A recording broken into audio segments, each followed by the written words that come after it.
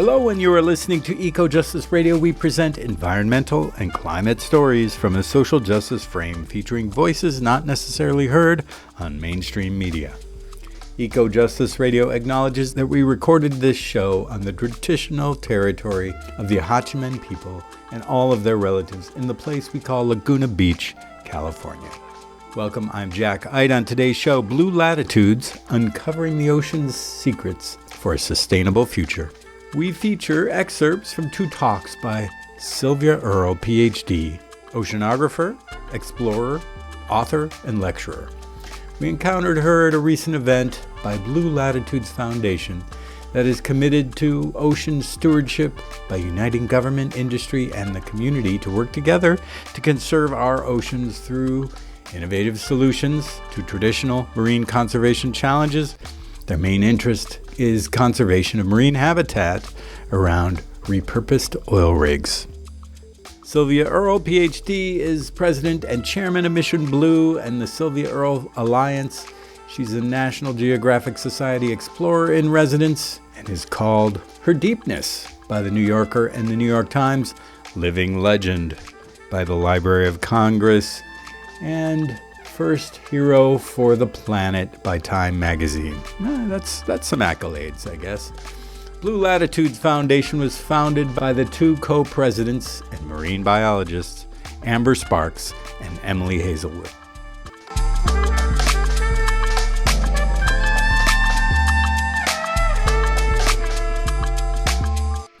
In this episode, we explore the profound interconnection between land and sea with legendary marine scientist Sylvia Earle. Discover how our understanding of the ocean has evolved, the critical role it plays in Earth's climate and chemistry, and the urgent need for conservation. Come on along with us as we unveil the mysteries of the ocean and the vital importance of protecting our planet's life support system. We also feature an excerpt from the documentary about Blue Latitudes Foundation's expedition to the SeaVentures Dive Rig off the island of Mabul in Malaysia. The interest was to research, document, and explore the ecological, economic, and social implications of repurposing an oil and gas structure as an ecotourism dive resort. The documentary was produced along with Matador Network. We want to set the stage with a quote from Herman Melville's Moby Dick, Chapter 111, The Pacific. There is, one knows not what sweet mystery about this sea, whose gently awful stirrings seem to speak of some hidden soul beneath. For here, millions of mixed shades and shadows, drowned dreams, somnambulisms, reveries, all that we call lives and souls, lie dreaming still, tossing like slumbers in their beds, the ever-rolling waves, but made so by their restlessness. Herman Melville, Moby Dick.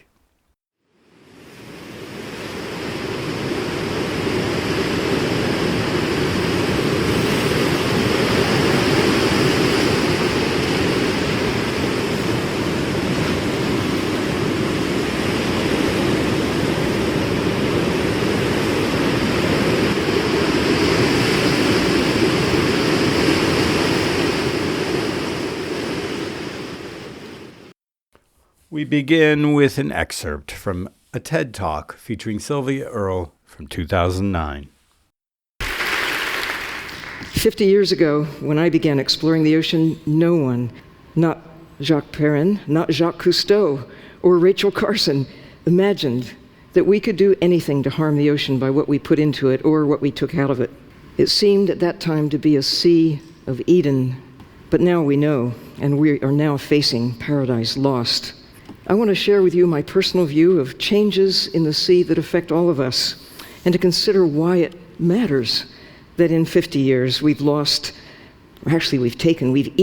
more than 90% of the big fish in the sea, why you should care that nearly half of the coral reefs have disappeared, why a mysterious depletion of oxygen in large areas of the Pacific should concern not only the creatures that are dying, but it really should concern you. It does concern you as well. I'm haunted by the thought of what Ray Anderson calls tomorrow's child, asking why we didn't do something on our watch to save sharks and bluefin tuna and squids and coral reefs and the living ocean while there still was time. Well, now is that time. I hope for your help to explore and protect the wild ocean in ways that will restore the health, and in so doing, secure hope for humankind. Health to the ocean means health for us. And I hope Jill Tarter's wish to engage earthlings includes dolphins and whales and other sea creatures, and this quest to look for intelligent life elsewhere in the universe. And I hope, Jill, that someday that we'll find evidence that there is intelligent life among humans on this planet. Did I say that? I guess I did.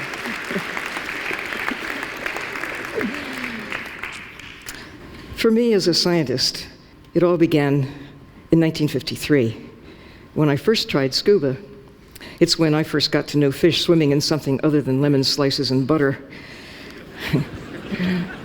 I actually love diving at night. You see a lot of fish then you don't see in the daytime. Diving day and night was really easy for me in 1970 when I led a team of aquanauts living underwater for weeks at a time, at the same time that astronauts were putting their footprints on the moon. In 1979, I had a chance to put my footprints on the ocean floor while using this personal submersible called Jim. It was 6 miles offshore and 1,250 feet down. It's one of my favorite bathing suits. But since then, I've used about 30 kinds of submarines, and I've even started 3 companies and a nonprofit foundation called Deep Search to design and build systems to access the deep sea. I led a 5-year National Geographic expedition, the Sustainable Seas expeditions, using these little subs. They're so simple to drive that even a scientist can do it. And I'm living proof. Astronauts and aquanauts alike really appreciate the importance of air, food, water, temperature, all the things you need to stay alive in space or under the sea. I heard astronaut Joe Allen explain how he had to learn everything he could about his life support system and then do everything he could to take care of his life support system. And then he pointed to this and he said, life support system. We need to learn everything we can about it and do everything we can to take care of it. The poet Auden said, thousands have lived without love, none without water. 97% of Earth's water is ocean, no blue, no green. If you think the ocean isn't important, imagine Earth without it. Mars comes to mind. No ocean, no life support system. I gave a talk not so long ago at the World Bank, and I showed this amazing image of Earth, and I said, there it is, the World Bank. That's where all the assets are. And we've been drawing them down much faster than the natural systems can replenish them. Tim Worth says the economy is a wholly owned subsidiary of the environment. With every drop of water you drink, every breath you take, you're connected to the sea, no matter where on Earth you live. Most of the oxygen in the atmosphere is generated by the sea. Over time, most of the planet's organic carbon has been absorbed and stored there, mostly by microbes. The ocean drives climate and weather, stabilizes temperature, shapes Earth's chemistry. Water from the sea forms clouds that return to the land and the sea as rain, sleet, and snow, and provides home for about 97% of life in the world, maybe in the universe. No water, no life. No blue, no green. Yet we have this idea, we humans, that the Earth, all of it, the oceans, the skies, are so vast, so resilient, it doesn't matter what we do to it. That may have been true 10,000 years ago, and maybe even 1,000 years ago.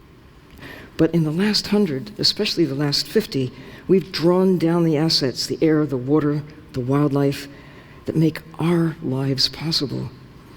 New technologies are helping us to understand the nature of nature, the nature of what's happening, showing us our impact on the Earth. I mean, first you have to know that you've got a problem. And fortunately, in our time, we've learned more about the problems than in all preceding history. And with knowing comes caring. With caring, there's hope that we can find an enduring place for ourselves within the natural systems that support us. But first, we have to know. Next, we feature a talk by Sylvia Earle, PhD, in progress, given at the Blue Latitudes Foundation gathering in Laguna Beach, California, from summer 2025. We tend to occupy that other 3%, the terrestrial systems, where there are lakes, rivers, streams, all the groundwater, water up in the sky and clouds. It's a tiny fraction as compared to the ocean. And when you think about trying to figure out how does Earth function, we have focused our attention on the terrestrial part, the 3%. We've been neglecting 97% of what drives climate, what makes the chemistry of the planet function. But we're just getting to that point, first time, right now, when we're catching up with enough knowledge to see that it's one system, land and sea, atmosphere, it's all together. What happens over here affects over there, just as in your own body. If you stub your toe, your whole body rocks. But look back through the history of 4.5 billion years. It's only in the past 100,000 years, more or less, a little bit further back, our ancestors as primates existed. But it's only in the last 10, 11,000 years when all of this up and down stuff, ice ages coming, ice ages going, that things have leveled out with just the right amount of oxygen in the atmosphere, about 20%. The rest is nitrogen, and just enough carbon dioxide to power photosynthesis, getting all those little green guys, blue-green, whatever, brown algae, kelp forests. It generates the oxygen, capture carbon, and all of the creatures, it's a give and take. Lions and tigers and leopards and things, they eat animals, but they give nutrients back to the soil. When birds migrated by the gazillions across North America, they left a lot of fertilizer behind, consuming but giving back. The same is true in the ocean. When I say 97% of the biosphere, where the water is, it's 3 dimensions. We live in largely a 2-dimensional world, but in the ocean, we're still fussing about how deep is the deepest part of the ocean. But think, we are just beginning even to map the ocean. We might have as much as 25%, more or less, mapped with the same degree of accuracy that we have for the moon, for Mars, for Jupiter, and for the terrestrial part of Earth. So it's a little presumptuous for us to say that we know what we're doing when it comes to using the ocean. For some reason, throughout all of our history, we have consumed nature, consumed minerals, consumed water, consumed wildlife. And it has really worked well in our favor. It appears, starting with a few thousand individuals that prospered during the last 10,000 years, and moving right along. By 500 years ago, there were 500 million of us. By 1800, 1 billion. When I came along, 2 billion in the 1930s. Go to 1980, we had reached the mighty level of 4 billion people. Some of you have been around since 1980. You've seen a doubling, and I've seen more than a doubling, from 2 billion to now 8 billion. And we're on a trajectory to continue consuming nature to foster our prosperity. But that pace of change is accelerating. We started with rocks and water, but because Earth is alive, the ocean is alive. We just did not know that or appreciate that simple but profound reality. Earth is alive, and we are alive because of all the bits and pieces, all the tiny things that don't even have names, have been doing their thing one way or the other, connecting in ways that we're beginning, really for the first time, to see how these systems anchor back to the fact that microbes existed a long time ago, and here we are with the power to alter the nature of nature. We've done it on a scale, consuming nature to the point where nature is right on the edge of consuming us. Unless, here's the great good news, now we know what we could not know before, and we still have the best chance we will ever have. Change this transformation of Earth from being less favorable back to being more favorable. Elephants can't do that. They're really smart. And oh, by the way, they didn't cause the problems. We're the cause of the shift in this relative stability that has come along after gazillions of years of conditions that were not favorable to us.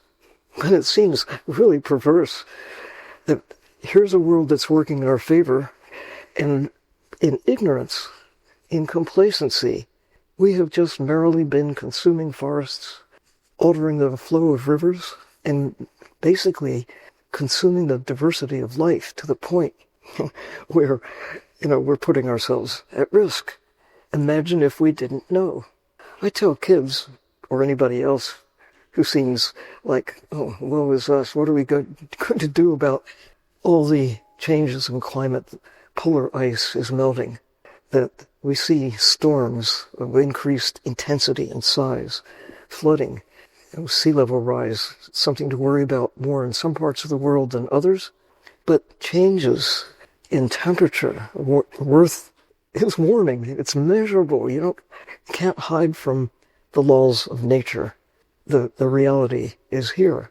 And the ocean similarly is warming, not just in places that we cherish on the land. And I've been a witness. The ocean that I knew as an aspiring marine biologist years ago. I mean, the idea that there could be a catastrophic loss of coral reefs globally because of the two things.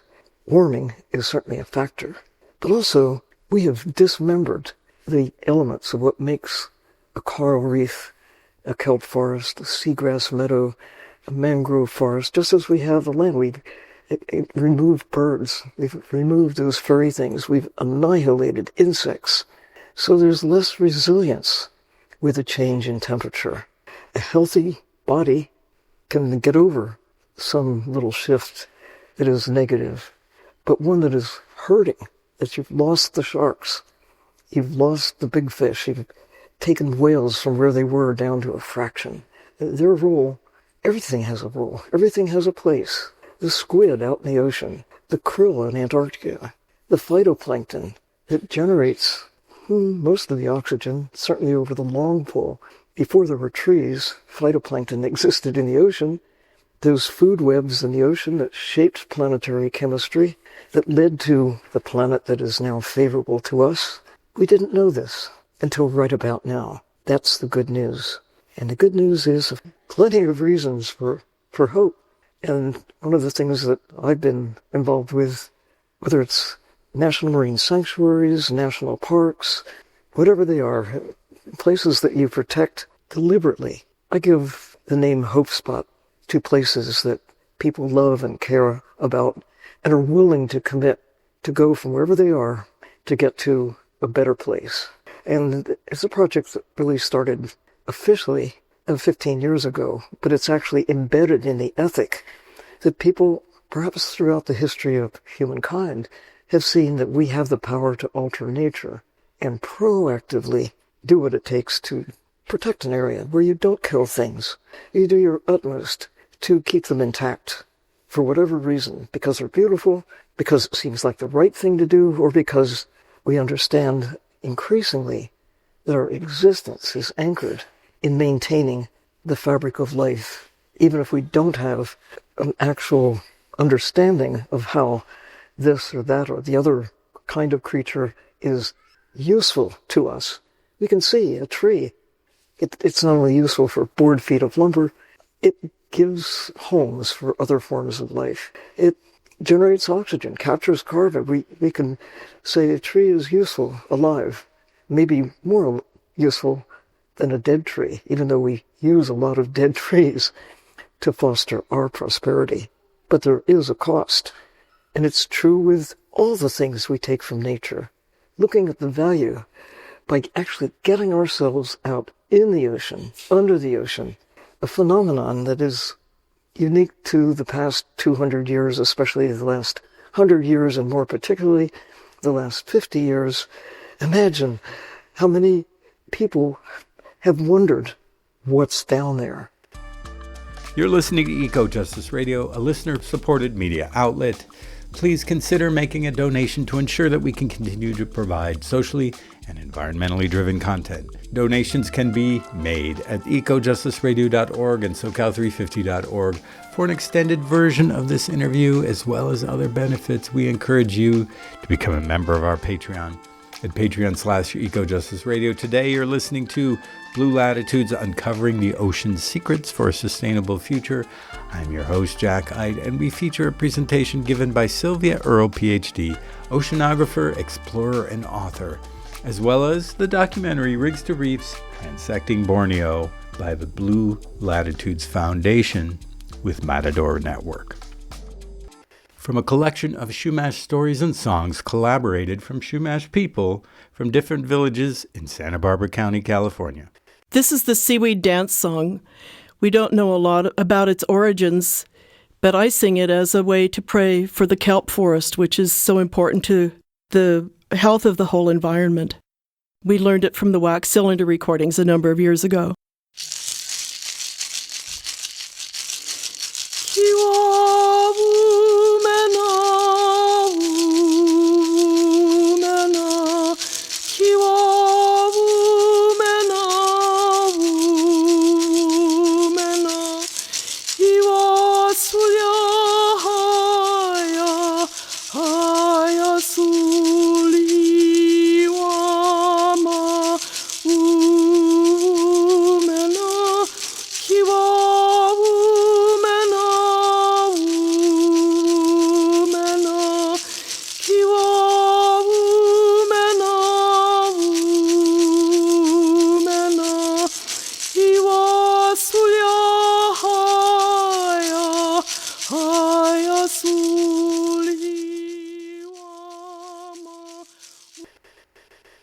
But we have answers.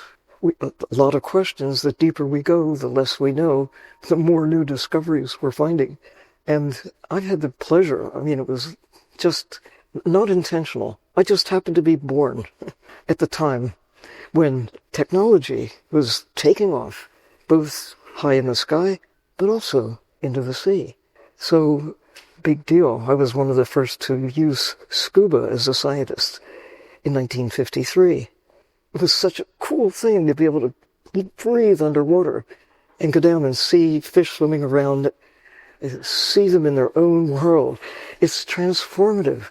And I suppose that if everybody could see what divers see, to see life in the ocean, not dead, but on their own terms, see their faces, to understand who they are, not just what they are, we probably would not, at this point, still be taking ocean wildlife by the ton. We'd look at squid as something other than calamari.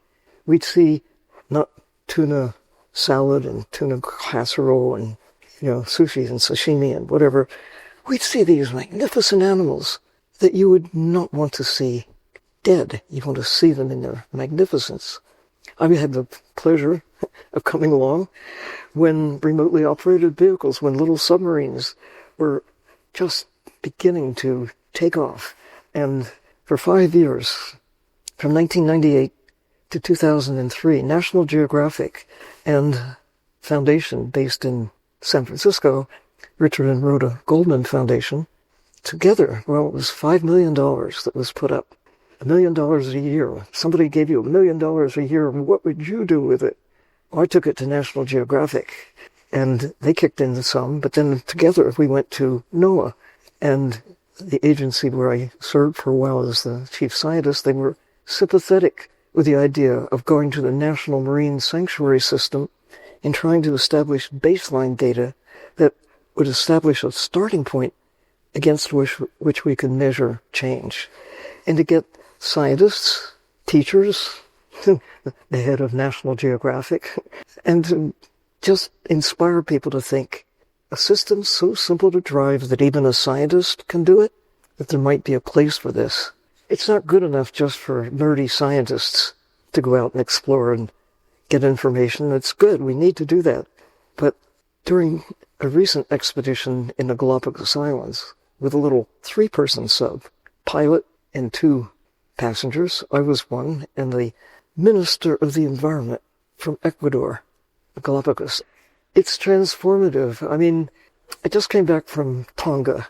There's one individual in the government who's actually been in the water in Tonga with the whales that are a key part of the economy of that country. The king, his brothers, his sister, they look at the ocean from up here, but it's transformative when you actually get in the ocean. So, if you haven't already taken the plunge, I encourage you to dive in. And just to give you a little glimpse of the future, my daughter, son-in-law, grandson are here, and they're in on the act of building submarines to take ministers, scientists, presidents, kids, anybody and everybody, because everybody needs to look at the ocean as if your life depends on it, because it does.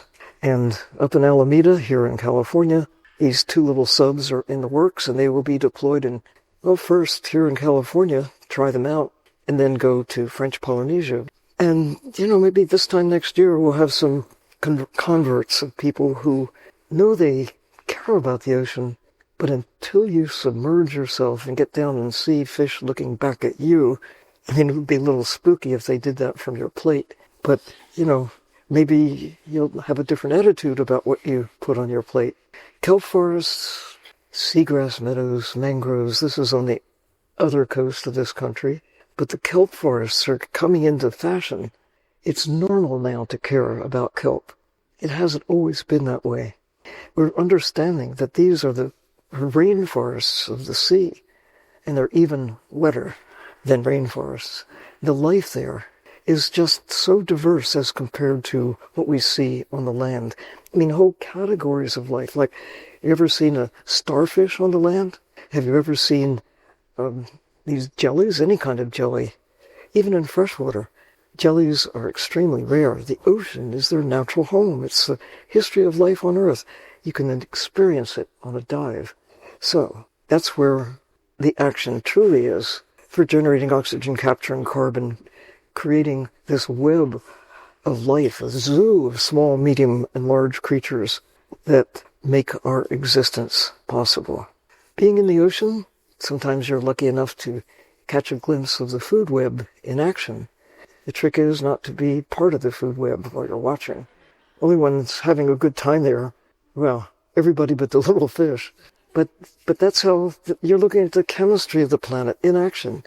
It goes back hundreds of millions of years. The change from what goes into a shark through the whole system, but at every stage, nutrients go back, creating this living soup that we need. And we need to keep the stability, those webs of life. And we've been doing anything but, especially since the middle of the 20th century, as we develop the technology to get out into the ocean, not just go out and catch dinner, but to go out with airplanes to see where large concentrations of tuna or menhaden or this or that or the other thing, and then go in with a big ship and large nets and just not look at one individual, not think about them as anything other than just money, pieces of meat. But to be able to witness this is in itself transformative. So, of course, it's not just life that we see in the ocean. We are agents of change, putting into the ocean while we're taking out of the ocean. The magnitude of what we're doing to transform our life support system, these amazing creatures, we had nothing to do with putting them there, but we are very active in extracting them. We're changing the chemistry. We just discovered, if people have been looking at the changes in the nature of the acidic or basic nature of the ocean, and it's becoming more acidic faster than anyone had imagined that it would, partly because of the excess carbon dioxide that comes from burning coal, oil, gas, the fossil fuels that we have come up to rely upon to power our civilization, we didn't realize what cost there would be to other forms of life. They're innocent of anything that we do, but they're suffering the consequences, mostly without us noticing of what we're doing, because it's happening underwater. And it's only now that we're beginning to have access to see the consequences of our actions. I think it's particularly evident in the story about whales. They were pieces of meat, barrels of oil. Moby Dick, whalers were celebrated. Brave guys who would go out and take on these monsters and turn them into oil that we used for energy, for lights. But we stopped. It was a transformation of our attitude about whales as products. The kids coming along today have a different view because of how everyone is now looking at whales with a different perspective. And I witnessed this. It was the last whaling station in Australia. It was 1978. And that was a turning point for Australia that year. They had a referendum and people voted, shall we continue to take sperm whales and other whales that were still legal to take? It wasn't until 1986 that by general agreement across the world, people stopped killing whales, although a few nations still do. I mean, we were on a trajectory of turning every whale into just skeletons. But now we're looking at whales as, in a way, another kind of civilization. Know how intelligent they are. They have a social structure. They have a language. They have generations that they don't have libraries, but what they communicate through sound is information. And we're just at the edge of maybe cracking the code to be able to understand sound and behavior. And what a concept. When you go back 100 years and try to tell a whaler not just what they're taking out of the ocean, but who, and the impact on the loss of what do whales know that we should be interested in knowing. And I was a witness to that time when gray whales were almost exterminated. But we changed our attitude. We began protecting them. One of the first kinds of whales to get full protection. And instead of being regarded as killer fish, they became the friendly whales. And some of you have probably been down to Baja, California. That might be your hand reaching out, touching a whale who's come over, curious about us. Dolphins, similarly, they were just pieces of meat. They're curious. We admired their playfulness and all of that. And even now, in some places, they're still being killed for food or for bait. But there's been a change overall of looking at them as fellow creatures that we don't want to harm. We want to learn from them. Turtles, another good news story. There are more turtles now than when I was a kid. When I first went down to the Florida Keys in 1953, there were signs saying, turtle soup, turtle steak, and you could go down to Key West and see turtles just waiting to be turned into steak and soup. Mostly, they're protected. Wonder if we can have that shift with some of the other charismatic creatures of the sea. Now that we know we need healthy systems, and healthy systems need all the pieces. You can't have a coral reef without the fish. You can't have the coral reef fish unless the coral reef exists. The kelp forests, we've stripped so much life out of the systems. Think about the so-called rockfish in many variations.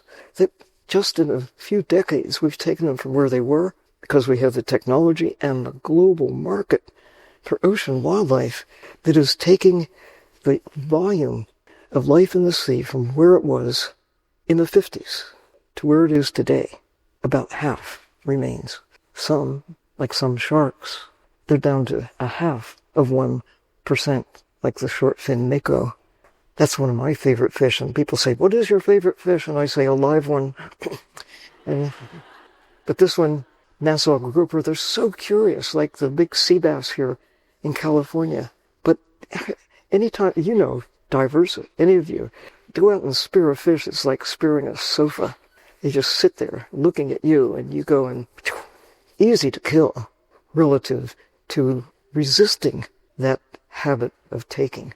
There's so much more to a live creature than there is to one that you take once and then it's over. But we're still doing it. I mean, we think how many sharks are being taken, how many fish, generally speaking, are valued because they taste good, whether we need them or not. I mean, look at Chilean sea bass, deep sea fish from Antarctic waters, $44.90, why don't you say $45 a pound?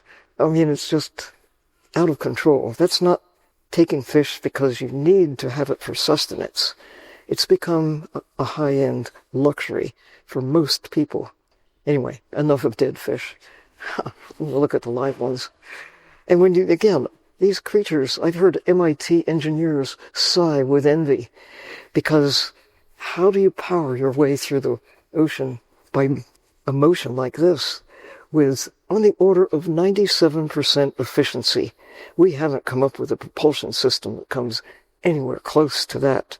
So they made Robotuna to try to figure it out. They made Robo-Lobster, but they still can't match the real thing. And there's more. It's just, these creatures are so amazing. I mean, they're miracles. Every living thing is. But we think of them as dangerous sharks. We are the big danger for the ocean. I mean, how could you not love a face like that?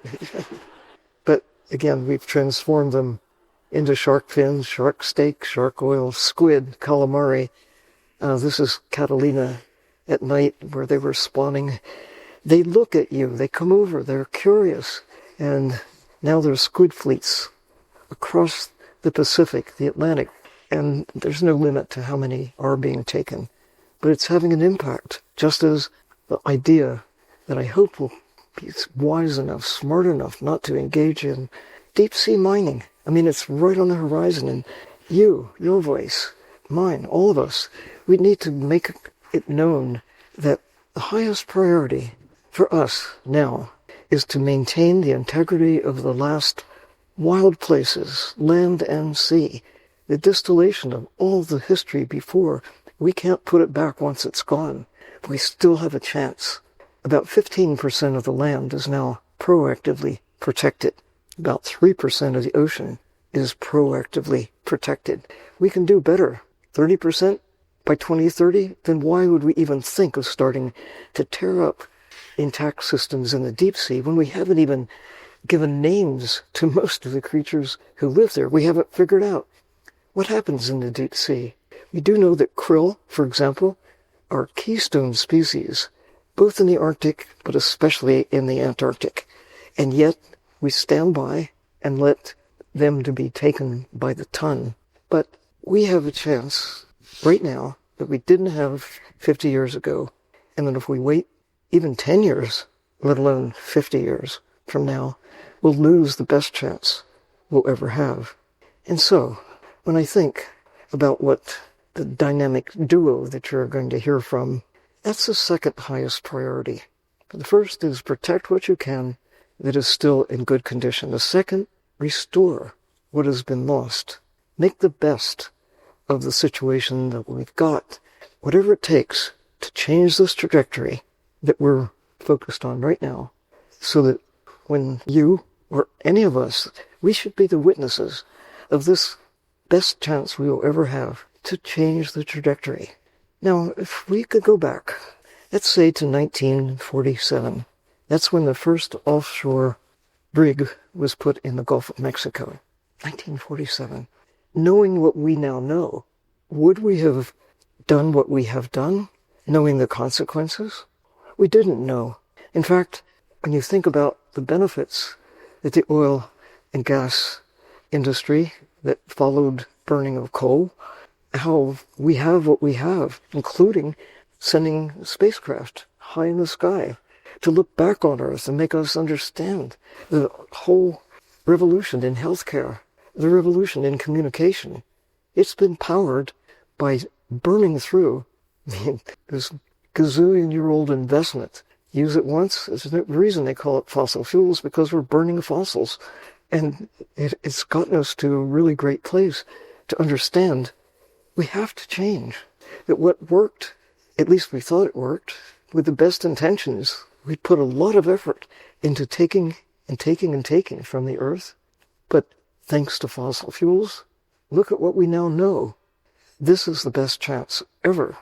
And taking that infrastructure that it still exists and will continue to exist whether we continue to drill for oil and gas or not, those structures are out there. Now, fishermen would look at those structures and say, fish aggregating devices, FADs. It's one of the cool ways that we have devised to trick fish into gathering. You put something in the ocean, whether it's a bunch of sticks or these high-tech means of gathering fish out in the open ocean, and then you swoop in with a net and you take all the fish that have gathered. These artificial reefs are fish aggregating devices. And in some cases, like shipwrecks, fish aggregating devices, all the stuff we've put in the ocean, they can become and actually productive systems in their own right. Fish set up housekeeping. They put baby fish, they lay eggs. And it's not just the fish. It's the spectrum of life. You've created a reef. And I understand the debate. Should we take them out once the rig is finished its useful life as a source of fossil fuel extraction? Or because they have become this absolute fantasy of living systems. If you protect them, instead of thinking of them as the best place to go fishing, to kill things, it might actually serve part of what it's going to take to get from this to recovery. I don't think we should go into the business of putting structures in the ocean. I wince every time we put a shipwreck deliberately into the sea as an artificial reef. We've got so much junk out there already. But when you think, these structures give you a vertical transect.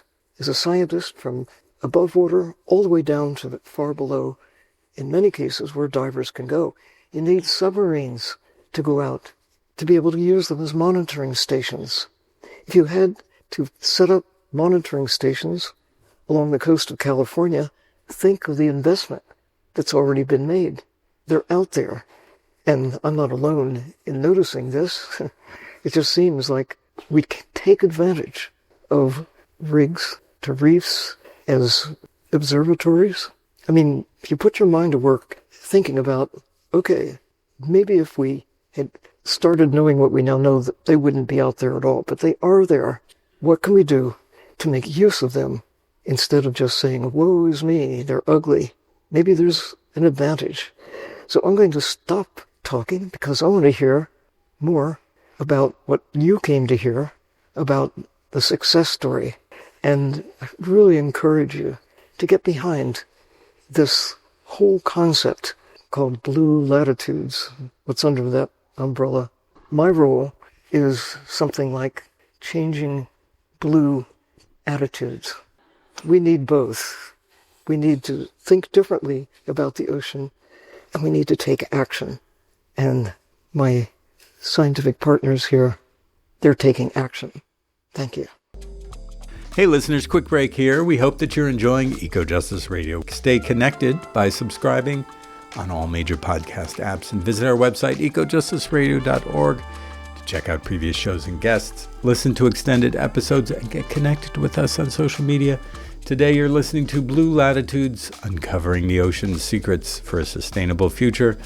I'm your host, Jack Eit, and we feature a presentation given by Sylvia Earle, PhD, oceanographer, explorer, and author, as well as the documentary Rigs to Reefs, Transecting Borneo by the Blue Latitudes Foundation with Matador Network. From a collection of Chumash stories and songs collaborated from Chumash people from different villages in Santa Barbara County, California. This is the whale song, and in this song it talks about the whales swimming, I believe, through the Santa Barbara Channel, where the whales still do migrate on their way to Baja California. Talks about coming from the west on the west wind. Chaya, chaya, hiwa molon. Chaya, chaya, hiwa molon. Tutsa, tutsa, o, lep ali sal o. Tutsa, tutsa. sa o, lep ali sal o. Chaya chaya hiwa molon. Chaya chaya hiwa molon. Tutsa o, lep ali sal o. Tutsa o, lep ali sal o. Now we will hear an excerpt from the Blue Latitudes Foundation documentary Rigs to Reefs, Transecting Borneo, featuring Amber Sparks and Emily Hazelwood, with Scott Sporlitter from Matador Network.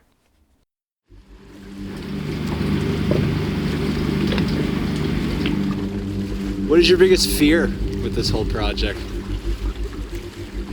My biggest fear is that we won't be able to communicate the value of these structures in enough time.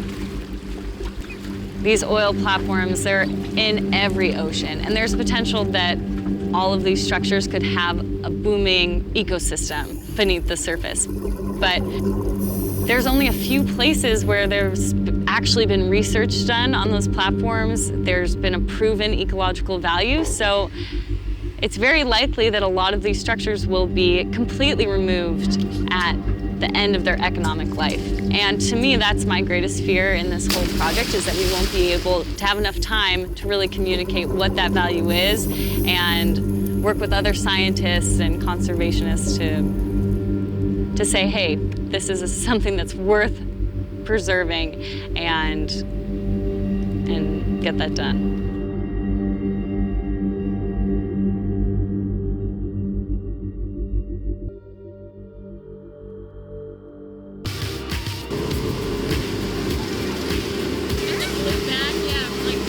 And we are currently off the island of Borneo in Malaysia on an oil platform called the SeaVentures Dive Rig. I'm Emily Callahan. And I'm Amber Jackson. And together we started Blue Latitudes, which is a company that investigates converting offshore oil platforms into artificial reefs.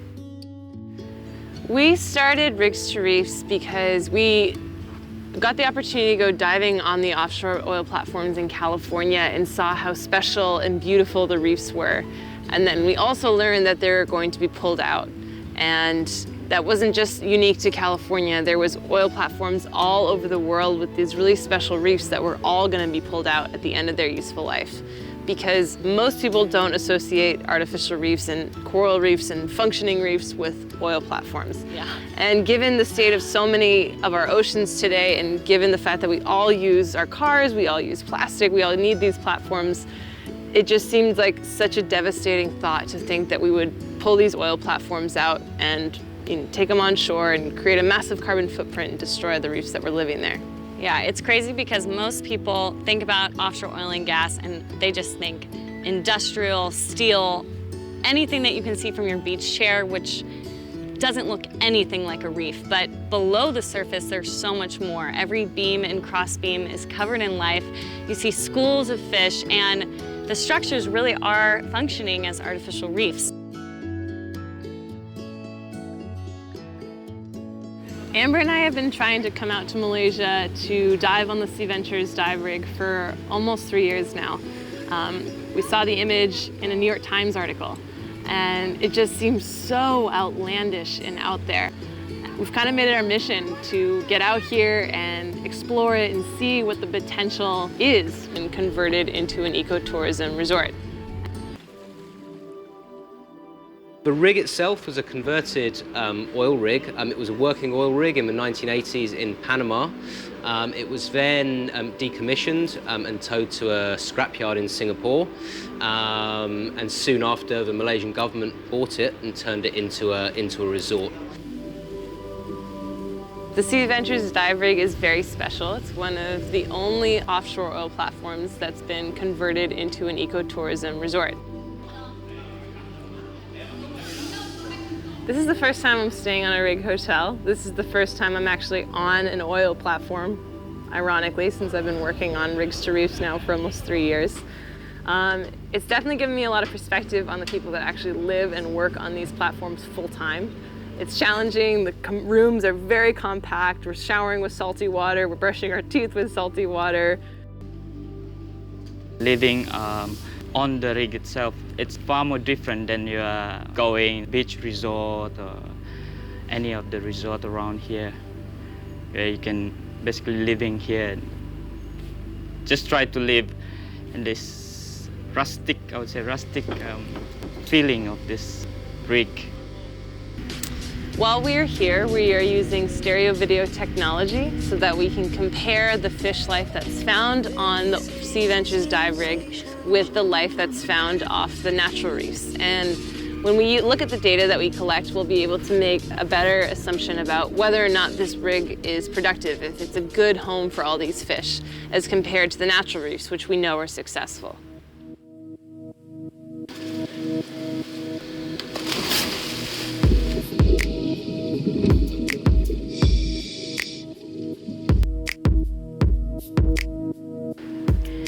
So this is our stereo video technology. It's pretty simple. You got 2 GoPros here along a set bar. The diver swims along a reef or a transect and captures everything within the field of view. We decided to use stereo video because it's a fairly new methodology that, number 1, is low impact. So you don't want to scare all the fish away while you're trying to film them. Number 2, it's affordable and it's easy to transport. And 3rd, it produces accurate results. You have a hard copy of everything you saw underwater, whereas we used to have to count fish by hand. And stereo video makes it easier to identify species and record fish abundance.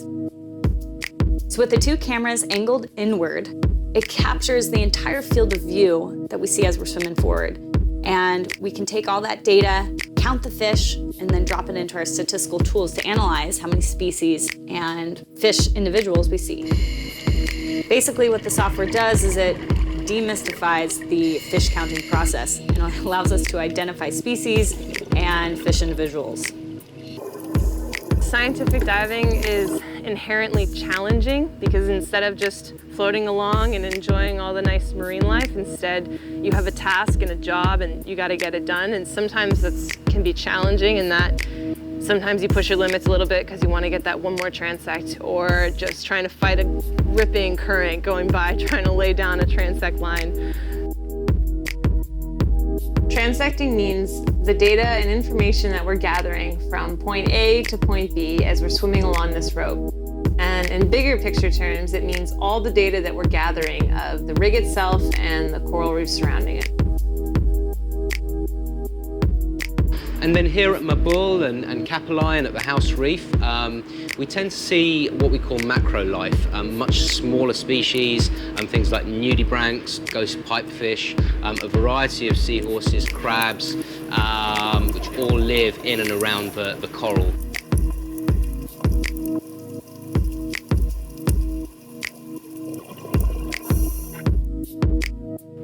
House reef comprises of artificial reef, and also this some they will call it as a pile of junk, but the function of this pile of junk is protection or the house for some of the marine life around, especially all the small fish, and sometimes you can see big fish spawning around this pile of junk.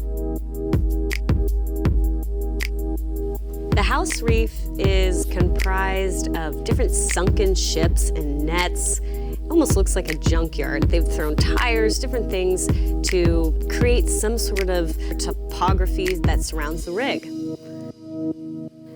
And interestingly enough, they've placed this rig in a soft bottom environment that really doesn't have a lot of natural hard substrate, a lot of natural hard corals or reefs. And so we may have seen a few big schools of fish, but as far as like interesting corals or anything like rays, they weren't here. Can be a really challenging idea to talk about repurposing these structures for something that benefits the environment. And it's a really exciting challenge to come in with a scientific objective and be able to say, you know what, let's think about this idea of ocean conservation differently. It doesn't have to be environmentalists and scientists against the oil companies. Maybe there's a way that we can work together and come up with a solution that benefits the environment.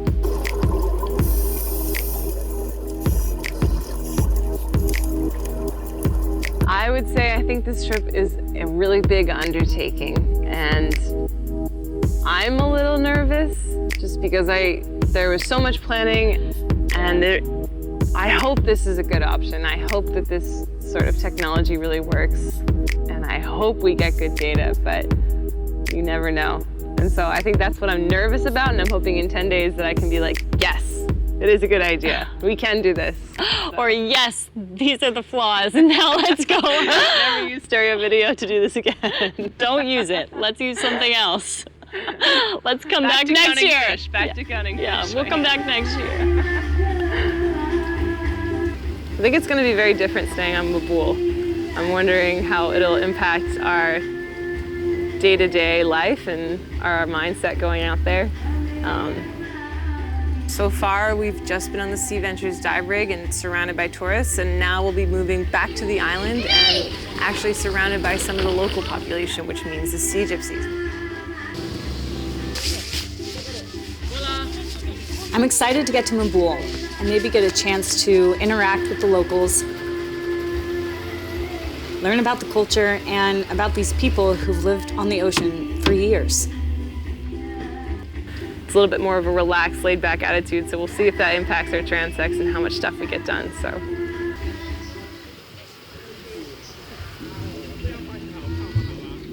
We're headed out to dive on some of the natural reefs that surround this island. Got it. The scientific diving that we'll be doing here in Mabul will be focused primarily on horizontal transects. So unlike on the SeaVentures Dive Rig, where our transects were vertical, going up the legs of the structure, these will be horizontal, gliding across the tops of the reefs. The dives we've been doing out here are definitely more challenging than what I was expecting. Challenging in that you don't get everything done that you're hoping to get done in a dive. You might say you want to get 5 transects done, but maybe you come up and you only got 1. You might say you want to get done 5 dives, but you're both exhausted and you can't get that last one in just for safety reasons. So I think it's definitely been a lesson in managing your expectations. But at least the good thing is that we've definitely gotten good data, and I've been impressed by the sort of life that we've seen. It's really interesting being here because I've never really been on a tropical island where I didn't want to swim in the water. And that's because there was so much trash here in the water all around the island. And I wasn't expecting that. So many of the visuals I've seen have been of pristine oceans and coral reefs around here. And on every dive, we're collecting trash. Here it's pretty much the same it is all over the world. Overfishing, destructive fishing practices, pollution, marine debris, even things like human impacts on the environment, either intentionally or not intentionally. It's just that here, because we live in an island, we're much closer to it and we see it much more often than people who maybe not be living in an island, living further inland would see. You see beside our resort there's some bajau, there's some bajau houses. Also in front you get the bajau boats. You've seen the boats, I can't imagine spending your entire life on that boat. It's just mind-boggling, but part of the problem is with waste and stuff like that on the island, there's no waste management system. So any rubbish that people have on the island is their own responsibility to get off. People such as the Bajau don't have the luxury of planning ahead of how to get waste off the island because they're too concerned with their day-to-day life of finding food and getting through the day and through the next day. There's a lot of rubbish on their area because they don't know what else to do with it.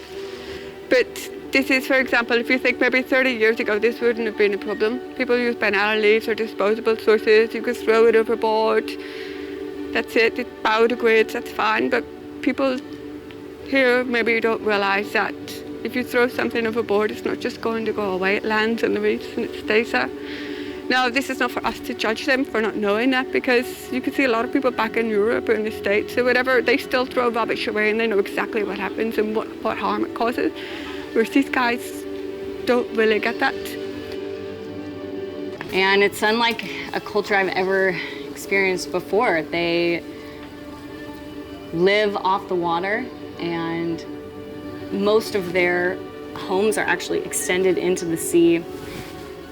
Reading a little bit about their history, a lot of them feel more comfortable on the water than they do on land. When they have their babies, the first thing they do is they dip their feet into the water so that they can connect with the resource that really provides for them. That's where they've lived their lives for so many years, but something has been drawing them back to the land, and walking through the villages, I really got a sense that they were culture in transition, that they were transitioning away from living their life on the water to living on the land. And I thought that that was really interesting, and not quite sure what was pulling them to the land.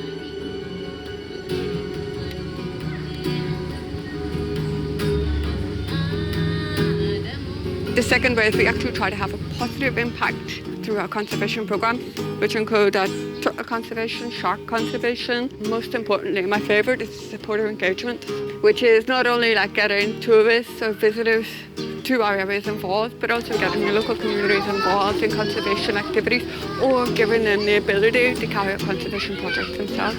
For example, with turtle conservation, like there's so many threats facing turtles worldwide, like numbers have plummeted. We have a practical conservation program.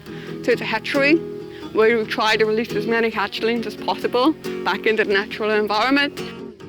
So the idea is that with our hatchery, if a nesting turtle is found anywhere in Mabul, the locals will come and tell us about it.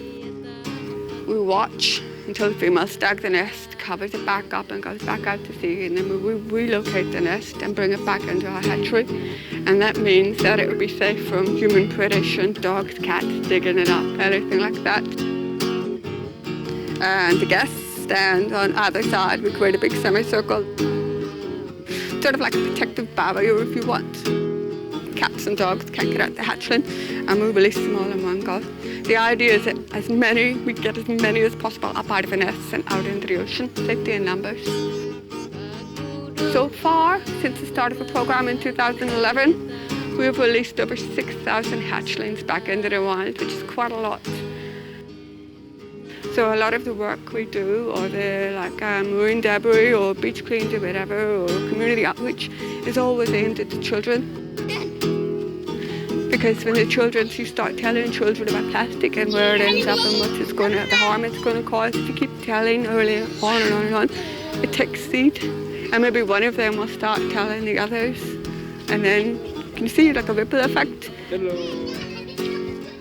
It's so much more difficult to change an adult's point of view. I mean, this is not unique here, the same back in the world.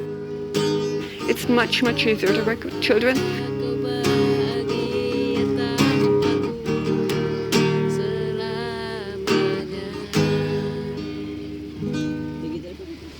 Okay, thank you.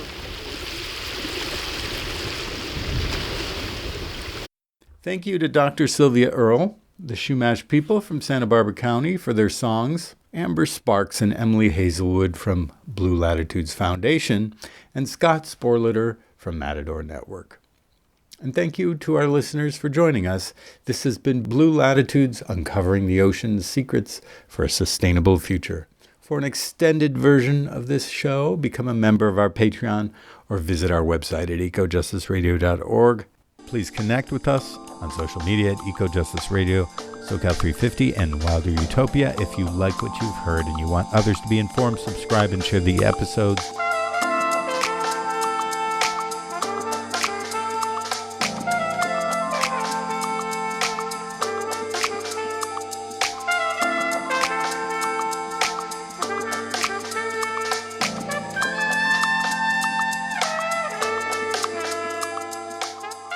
You have been listening to Ecojustice Radio, a project of SoCal350. Executive producer, myself, Jack Ite. Co-host, Carrie Kim. And engineer and original music by Blake Quake Beats. And until next time, remember, the power is yours.